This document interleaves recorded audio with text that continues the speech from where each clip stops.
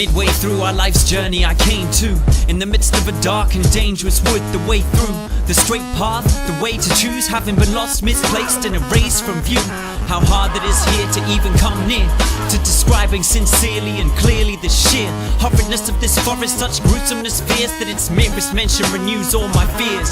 So bitter and awful, death is little more, but in order to talk of the good that would befall, I am forced to discourse, recall and share all of the myriad other things that I saw there. I am not aware, nor can easily describe the sequence of time that led me to arrive, stumbling tired in a wasteland and through dark, so full of slumber when I had abandoned the true path. But at last, after I had looked for it still, I found myself standing at the foot of a hill, at the end of that valley which had pierced my heart and blinded my mind with fear from the start. Gazing from the dark up the slopes and boulders, I was able to glimpse that mountain's shoulders, already clothed in the dawn light of the sun, which shows the way for the wanderer and guides everyone. Thus was the fear that had become so violent becalmed and made somewhat quiet.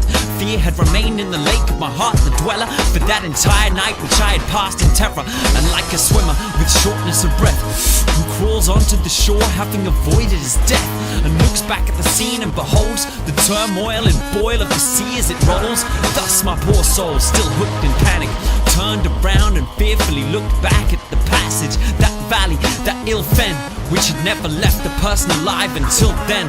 I needed a moment to rest my weary bones, but then began scrambling over the stones, now to climb the barren slope, leaving ground behind, always keeping my stronger foot on the downside. Intrepid, but barely had I commenced this effort, then leapt out of nowhere a leopard, svelte and light, moving as a rapid blur, darting, cloaked in a pelt of dappled fur. I was disturbed, shepherded by this leopard, which didn't flee and impeded whichever way I was headed. Indeed, so confined I, unable to run, was tempted to turn and return the way I had come.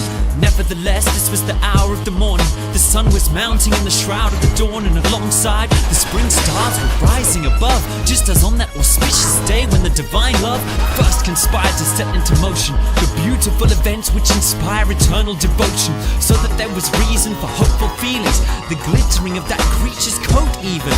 And between the hour of the day and the sweet season, these all were causes for my easier breathing, yet not so easy that fear could be defied when faced with the appearance of the face of a fearsome lion, seemingly charging on and towards me, teeth bared, with ravenous head held lofty, so that this ferocious beast there entering seemed to set in dread the very air trembling.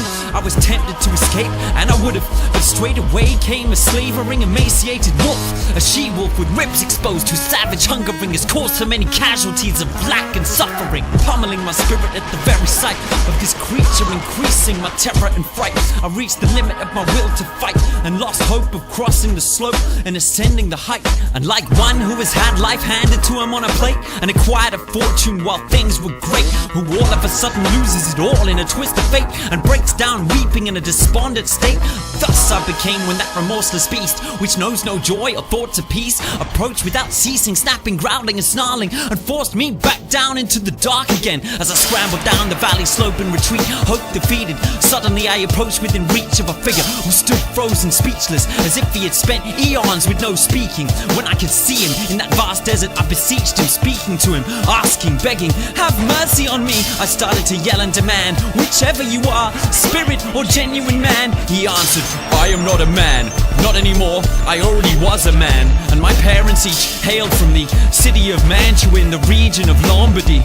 I was born to these late during the period of the reign of Julius Caesar, and lived in Rome under good Augustus in the time of the lying gods of false substance. I was a poet, and I composed and recited odes to that righteous son of Anchises, Aeneas, who fled from the city of Troy, splendid Ilion, as it was stripped and destroyed in fire. But tell me, why are you returning down here to the mire? Why are you not climbing higher on that mountain, the prime source of all that inspires? Could it be that you are that Virgil, that bounteous fountain of words that stirs still my heart and imparts such a river of speech? I responded to him thus, with a face hidden timidly. Oh, I call upon the honor and luminosity of all poets to now illumine the curiosity and draw up that long study, the depth of affection that allowed me to explore your epic collections. You are my master and you are my author. You alone among all poets with a single source of the beautiful style which has enveloped every single work I've had the honor to develop. See this terrible she-wolf beast on the slope that has made me turn back and defeated my hope. Please can you protect me, your legendary sage, for she makes the very blood tremble in my veins. For you the best way through is to take an entirely different route, he was moved to say when he observed the tears on my face. If you wish to escape from this fearful place, for this beast you face which sets your terror free, never permit anyone to cross her territory. And if someone attempts, she harasses his step so persistently that he is dragged to his death. And the savagery that she possesses of nature, so malign and ruthless, so desperate with hatred, with an appetite that can never be sated, but is hungrier after food than before she ate it. And she mates with anyone she can find, to uncountable animals as she offered her hind. And this number will continue to climb until the greyhound arrives to kill her in kind. This greyhound shall be one who feeds, not on land or precious metals or on greed, but on wisdom, on love and on good deed. His simple kingdom shall be vast and without need. Indeed, it is safe to say that it is he, the awaited savior of poor Italy, the country for whose sake Camilla the maid, Euryalus, Turnus and Nisus were all slain. The she-wolf shall be ceaselessly chased by the greyhound through every single city-state, until he has eventually driven her down again to the inferno from whence she in envy came. Due to this beast, for your sake I advise that you should follow me and make me your guide. Stay by my side, I shall discern and trace a path through the maze of an eternal place, a place wherein you will hear desperate screams, wailing and moans, and you will see ancient spirits in pain, bereft of breath, each one crying out for the second death. Then you shall see those who, though located in the flames of the fire, remain consumed.